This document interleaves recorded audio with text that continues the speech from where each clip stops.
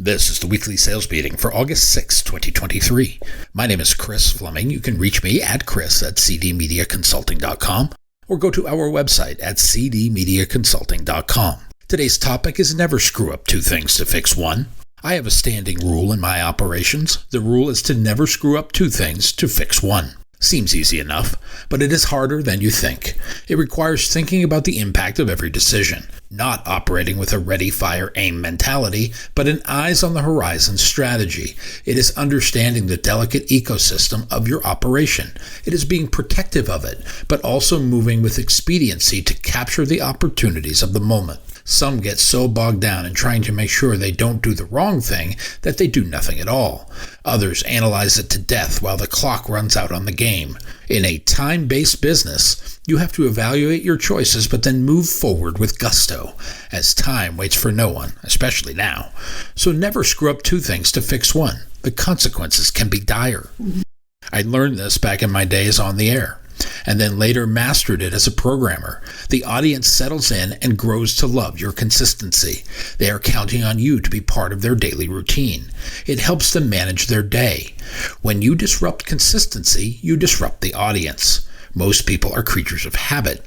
Most habits are born of routine. Let's say you have a popular morning program and they are going on vacation. Conventional wisdom says to take your second most popular person and put them in the morning chair. What I found in following conventional wisdom is screwing up two things to fix one hurts the overall product.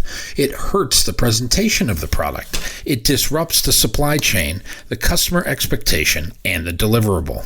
We blew up two groups of people and their routines for the sake of convenience, not because it was the right thing for the audience. Those people that had a habit of consuming my product in the morning had their world turned upside down by my scheduling change. Those that consume my product in the afternoon also had their world turned upside down because of a scheduling change. We would be better served finding a vacation replacement for the morning program. Better than blowing up the afternoon program, too. Not only did we change the pattern, but we also gave two groups of people the opportunity to find something else during that same time frame. This is avoidable. The better course of action would have been finding some celebrity, local or otherwise, and another local mainstay to be my fill-ins. That would give me the opportunity for some in-market buzz and the ability to attract new people to our product. Meanwhile, the afternoon audience would have no change in their world. It is steady. We see this jolting change a lot on local television. A main anchor will take a vacation. All of a sudden, a morning anchor is now doing evenings, and we have screwed up two things to fix one. From a station perspective, it makes a mountain of sense. The coveted anchor position is an easy fill-in for an internal candidate. It is a coveted position with plenty of takers. For some, it is their dream job, if only for a week. From the point of view of our audience, we have interrupted two routines. Sometimes we forget about the audience when we make decisions of convenience. When we make doing the right thing part of the decision-making tree, our choices become clearer. If we take our contract with our audience seriously, we will aim for minimal interruption in their daily lives. We will operate from a position of product sustainability rather than internal expediency. We do it in the sales department too. How often do you see the top performer or top biller promoted to manager? Some think that is a logical progression. Sometimes it is done out of reward for longevity. Other times as a punishment for proximity. But this can backfire. Many who operate the top rung on the sales ladder are true Type A personalities. They are fantastic at getting results their way, but then struggle to train, teach, or motivate others to get the same results. Not only does their own performance suffer, but the performance of the team as well. We take a true top performer and turn them into average. And we did it in two arenas. We may be better served looking down the ladder. Look at the seller who occupies positions 3 or 4. They may be a better choice as a sales leader. We can promote somebody with a wider view of the field. I'm not saying top performers can't make good managers, but it is a rare exception to the rule. If you look at Major League Baseball, you will find many of the top managers were not star players. In fact, a lot of them were average. A lot of them played the position of catcher. Some were backups at their position. All are people that see the whole field, saw the whole game, and saw the impact of each pitch. The star player or the A player sees the game only from their perspective. Someone in a lesser role can be a greater manager because of their ability to see the field. Let's take a look at Ted Williams. I will make the argument that he is one of the greatest hitters to ever play Major League Baseball. As a player, he was the last person to hit over 400 for the entire season. As a manager, he had one winning season in the 4 that he managed, and his winning percentage was a hair over his best batting average at .429. You would want him in your lineup for sure, but you may not want him leading your team as a manager. Yet many of us will do that to our sales teams. We will take a great hitter and say, "Okay, kid, you're up. We want your performance from the rest of the team." And we are astonished when it doesn't happen as scripted. Take a look at what has happened at Southwest Airlines. Herb Kelleher was the brilliant mastermind of Southwest. He took it from a regional bit player to a national powerhouse airline. He led the company until 2004. He was a hands-on operational leader. Herb had earned the trust and support of every frontline manager at Southwest. Upon his retirement, the board of directors appointed Gary Kelly to be the new CEO. Kelly was an accountant with almost no operational experience. He led from the spreadsheet in contrast to the boots-on-the-ground method of Kelleher. He was far removed from the rank-and-file employee. He operated with his trusty financial models at his side. Decisions were now made on paper rather than in the field. These decisions lacked frontline experience. It is an invaluable experience that only someone who has done it would understand. At first glance, this move did not hurt Southwest. Much of the old culture continued to permeate the organization. But rather than hiring a person to be strong where Kelly was weak, he hired another financial wizard as his number 2. Another accountant would be his COO. It was someone with a great financial background but zero operational experience. That person, in turn, stocked upper management with more financial types. And the more this happened, the more the operational voices faded out. As these changes oozed through the operation, the focus became only on improving the stock price, not on improving the customer experience, as Kelleher intended.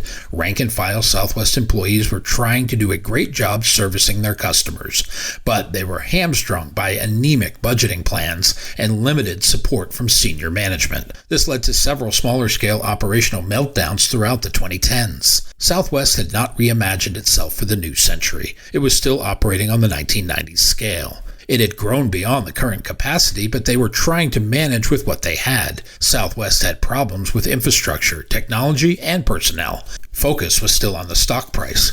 It continued to perform despite these challenges. And because of this, Southwest could continue to pilot under the radar, no pun intended. COVID-19 caused a stoppage for all airlines. Southwest was able to avoid any further damage as air travel scaled back. The tax on their infrastructure could hold on for another few years. It all came to a head over the winter. The most recent meltdown occurred during a severe weather event. Winter storms across the Midwest and Northeast grounded Southwest. All the problems of short-term thinking were finally exposed. The lack of investment in upgrades and infrastructure came home to roost. Years of quarter-to-quarter thinking exposed a corporate culture that was not rooted in customer service. Bob Jordan is now the CEO of Southwest. He has his work cut out for him. He has to upgrade the technology. He has to modernize its operations. He has to give the frontline employees the tools necessary to repair Southwest's damaged reputation and restore its image. For almost 20 years, Southwest failed to take stock of its day-to-day challenges. It focused its efforts on stock price, not on customer experience, all because it took the next man up theory of promoting due to longevity rather than need. Because someone has been with you a long time is not the reason they deserve a promotion. Because they are the right person for the job and the needs of the company is the right reason. Make that the focus of any succession plan. Herb Kelleher once wrote, "The biggest threat to Southwest Airlines will come from within, not from competitors." Herb knew we can be our own worst enemies at times. We get so close to our own forest, we forget what trees look like.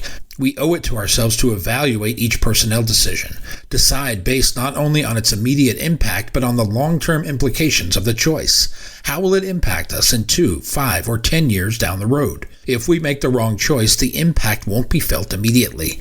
As in the case of Southwest, it was 20 years after the choice where the consequences had compounded. It can take another 5 years for Southwest to dig out of the hole it created for itself.